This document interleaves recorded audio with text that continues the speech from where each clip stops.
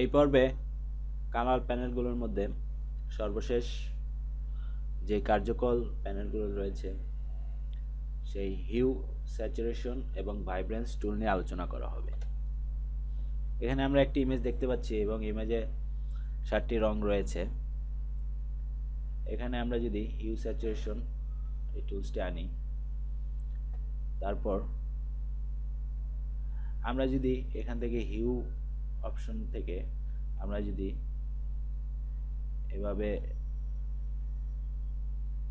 এই আইকনটি ড্র্যাগ করি, তাহলে আমরা দেখতে পারবো প্রতিটি ইমেজেরই কালার চক্রাকারে পরিবর্তন হচ্ছে। আপনার এই চক্রাকারের আইকনে তাকিয়ে দেখুন, তাহলে বুঝতে পারবেন। দেখুন প্রতিটি কালার চক্রাকারে ঘুরছে।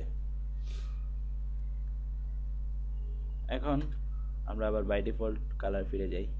আর স্যাচুরেশন, এটি হচ্ছে ওই কালারের ঘনত্ব।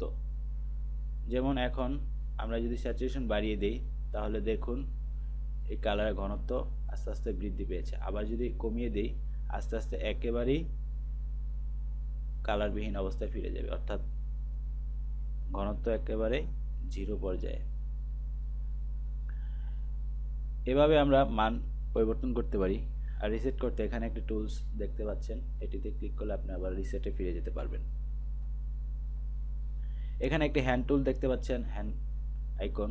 এটির কাজ হচ্ছে আপনি যদি নির্দিষ্ট কোনো কিছুর রং পরিবর্তন করতে চান, যেমন আমি এই সবুজ এই ক্যানটির রং পরিবর্তন করতে চাচ্ছি, সেক্ষেত্রে এভাবে ড্র্যাগ করে দেখুন এটি নিজে নিজেই স্যাচুরেশন পরিবর্তন হচ্ছে, অন্যগুলোর উপর ইফেক্ট পড়ছে না।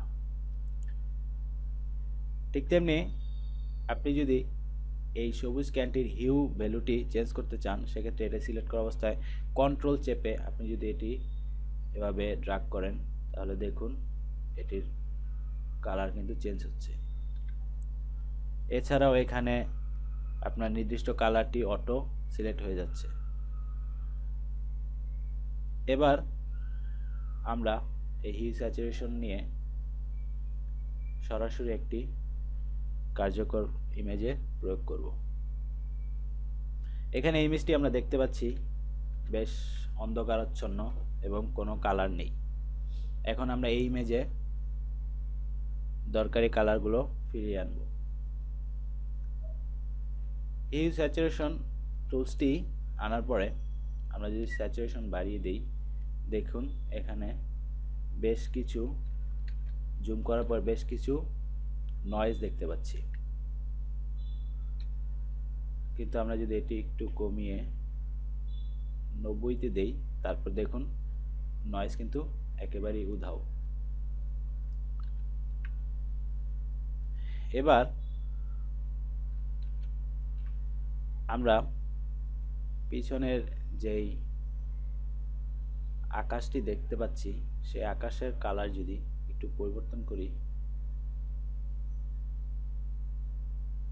দেখুন এভাবে চেঞ্জ করার পরে কালার কিভাবে চেঞ্জ হচ্ছে। এখন এটা আমরা বাড়িয়ে 10-এ দিতে পারি, কিন্তু পিছনে যে আকাশের কালারটি দেখতে পাচ্ছি এটি একটু অতিরিক্ত বেশি কালার মনে হচ্ছে।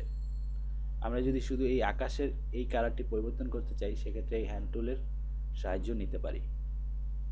হ্যান্ড টুলের সাহায্য নিতে সিলেক্ট করে এভাবে এইখানে আমরা যদি -40, হ্যাঁ এই কালারটি মোটামুটি ঠিক রয়েছে, তবে ব্লু ভাবটি একটু কম কম মনে হচ্ছে।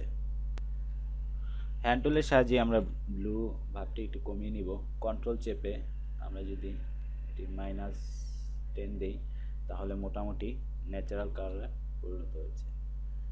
তারপরও কিছু একটা চেঞ্জের দরকার আছে। এখানে আমরা যদি এই ইমেজটিকে আরও সুন্দর করতে চাই, সেক্ষেত্রে আরেকটি টুলস ব্যবহার করতে পারি, সেটি হচ্ছে ভাইব্রেন্স। এখানেও আমরা একটি স্যাচুরেশন অপশন দেখতে পাচ্ছি, তবে এই স্যাচুরেশন হিউ স্যাচুরেশনের টুলস থেকে আলাদা। এটি আপনি বাড়ালেও আপনি তেমন বেশি নয়েজ দেখতে পাবেন না। এটি আমরা কমিয়ে যদি 30% দেই এবং ভাইব্রেন্স একটু বাড়িয়ে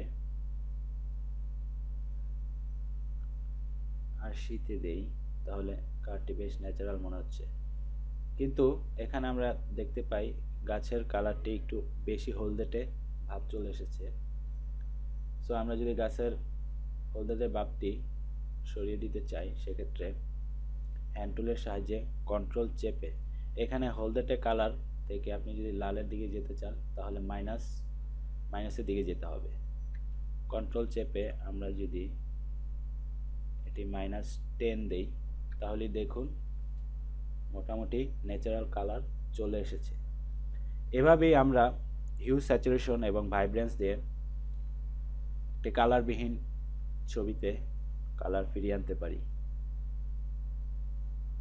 ধন্যবাদ সবাইকে।